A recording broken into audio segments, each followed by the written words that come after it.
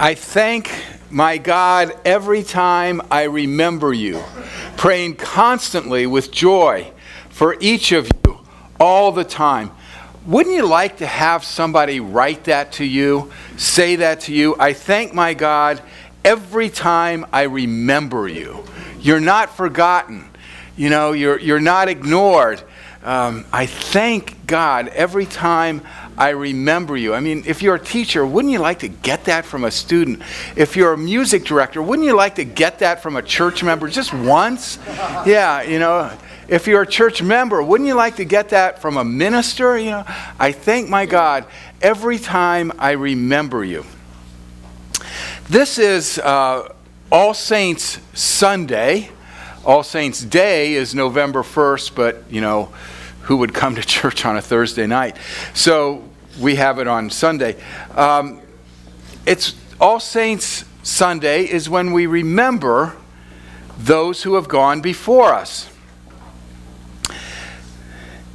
This year is the 100th anniversary of the King Avenue fire. It happened in August 1918, burning our second building pretty much to the ground. So it's the 100th anniversary of that fire. I want us to remember the saints who started King Avenue Church in 1888. This neighborhood was part of Billy Neal's farm. Billy Neal's farm went from what is now First Avenue up to Lane Avenue, from High Street to the river.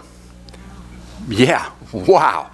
I mean, it took in, you know, the Short North, Victorian Village, the circles, most of the university area, essentially all of Ohio State. It was a big farm. In 1888,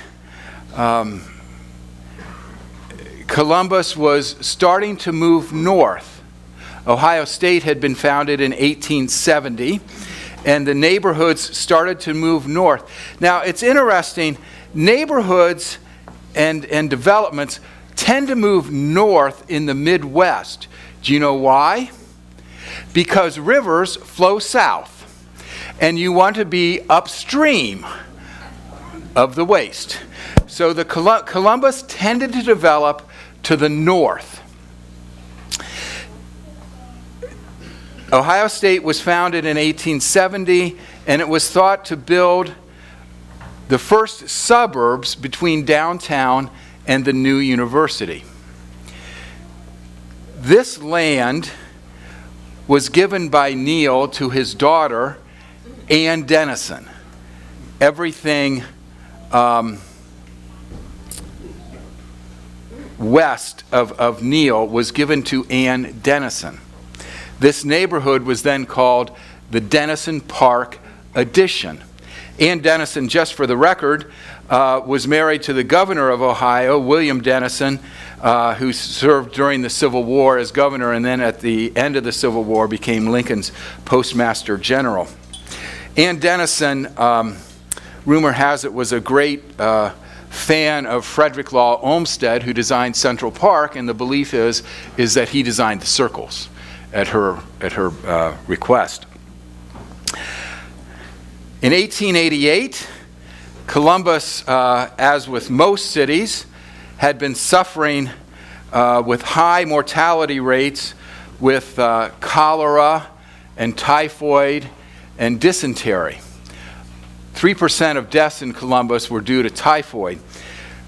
Water purification and sanitation and sewer systems had just been discovered in this country, and Columbus would soon become the model for water sanitation and sewage.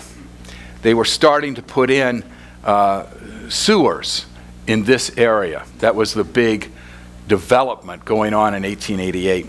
Streetcars started running on Neal Avenue in 88, and they were electrified in 91. Ohio State would play its first football game in 1890 beating that team up north.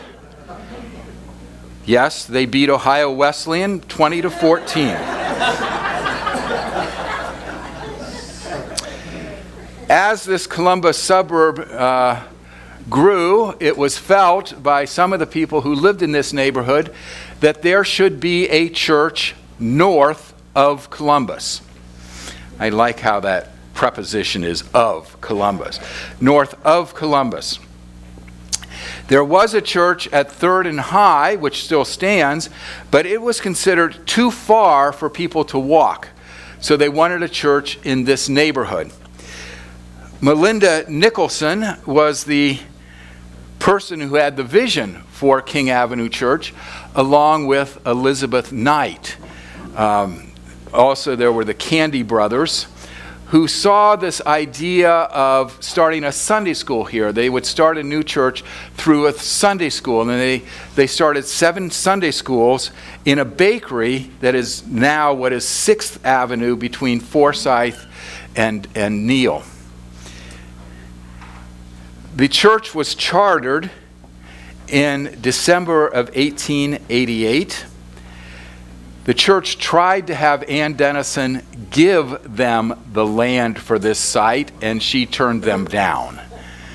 So with the conference help, this land was purchased for $5,500. The first building for this church was built opened in December of 89, and it was called the Stone Chapel. It was a small stone building. By 1902, it had outgrown this space, and the second building, which was considered one of the grandest, most up-to-date church buildings in Columbus, was opened. That's the history. You know, the names that float around, the saints that float around at the founding of King Avenue are Nicholson, Knight, Thomas Candy. The first minister was a retired minister named James Ricketts.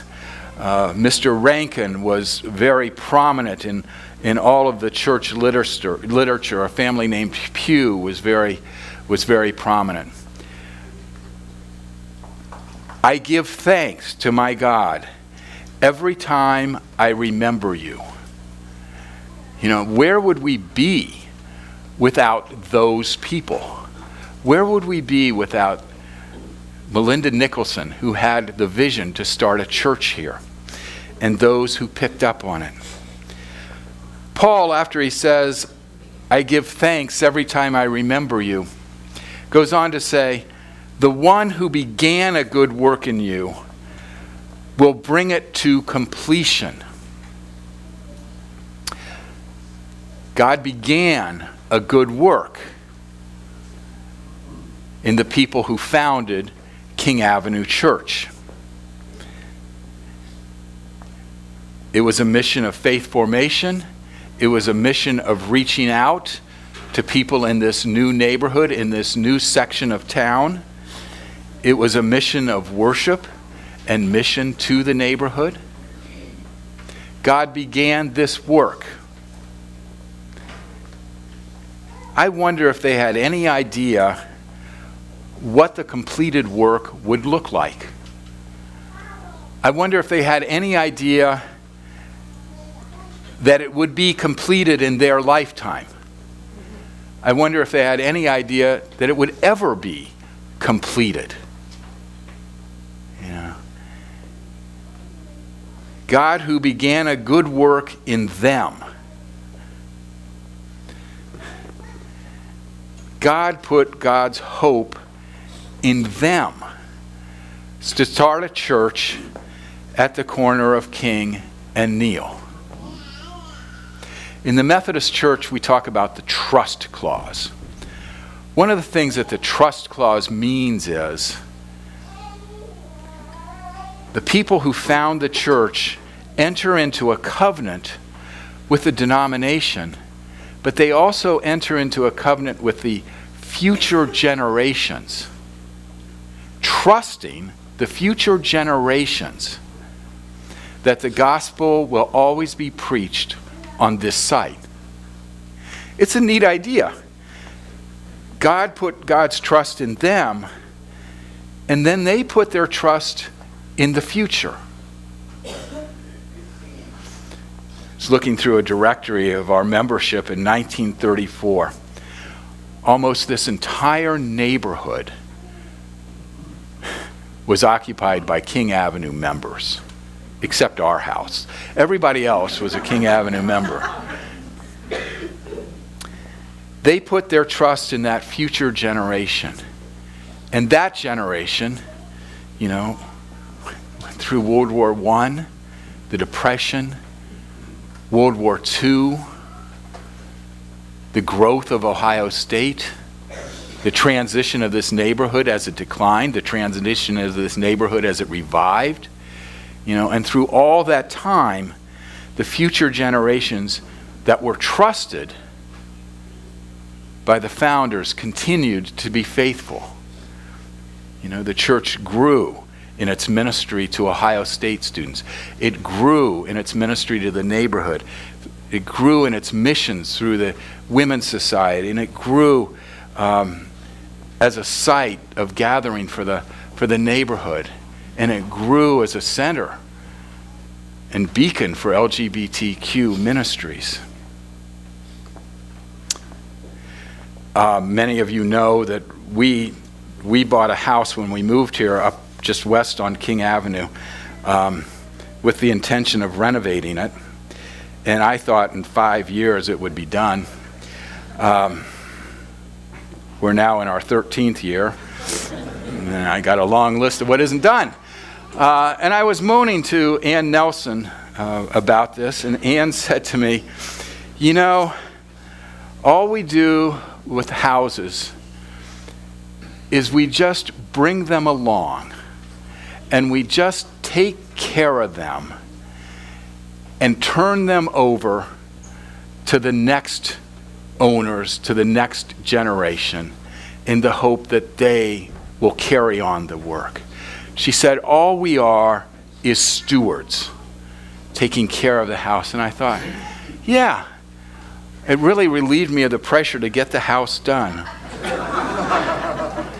We got the house and we've done a lot of work in it and we still continue to do it, but it isn't going to be done in my lifetime. And I'm okay with that now, because we're just stewards bringing it along. And I think that's what our church is, and that's who we are. We're just stewards bringing it along. We're just the bridge, and who knows? Who knows what the future's going to hold? But we trust. Paul says, the one who began a good work in you will bring it to completion at the day of Jesus. I'm not quite sure when the day of Jesus is, if he's talking about every day is the day of Jesus or the end of time. But I like this notion of the one who began the work will bring it to completion, that our life is bracketed by God. It's there. God begins it, and God carries us through as stewards to the end. But at the beginning and the end, it's God. I take great hope and comfort in that God puts God's hope in us, and we put our hope in God, and it's all in our working together. Now, I have talked about the church and the founders of the church, but I want to talk kind of briefly about us and this idea of sainthood and God who begins a good work in us.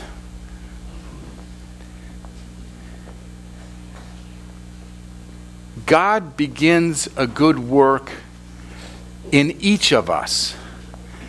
God is there at the beginning, and God will bring it to completion.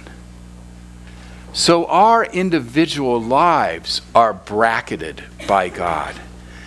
It's saying God hasn't forgotten us. God hasn't forsaken us. God is there at the beginning, and God is there at the end, and God is there all along as we work as stewards of God's creation. There's a line in the funeral service. There are several great lines. One is, as first you gave Joe to us, so now we give Joe back to you. Again, it's that notion that we begin and end with God.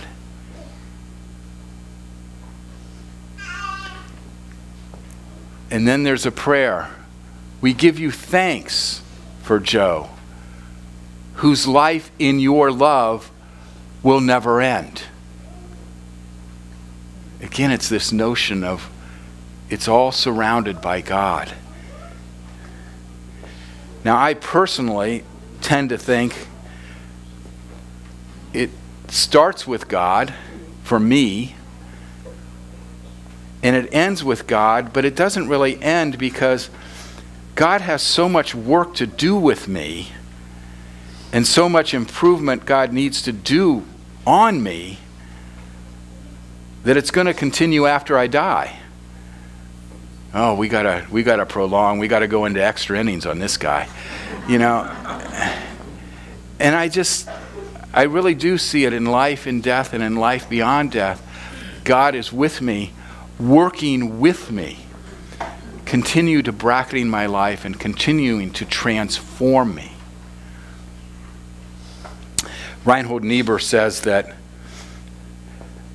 nothing of value, nothing of worth can be achieved in our lifetime. God's projects are too big to be achieved in a lifetime. I take hope in that too, because God hangs with it beyond my life to bring it to completion. He goes on to say, therefore, we must be saved by hope. We are saved by hope, knowing that it's in God's hands and God hasn't forgotten. So, saints. Who are saints? I don't think saints are perfect people. They're not flawless. They're not brilliant. I think saints are people who believe that God has begun a work in them and that God will continue to work in them, and that their lives come from God and go to God, and that it's in God's hands. And during this life, they are stewards and caretakers of God's project. So can I be a saint? Yep. Can Chris? Can Colleen? Yeah. Yeah. Can we be saints? Sure we can. God begins a good work in each of us and will bring it to completion because our lives are bracketed by God, and that's our hope. May it be so. Amen. Amen.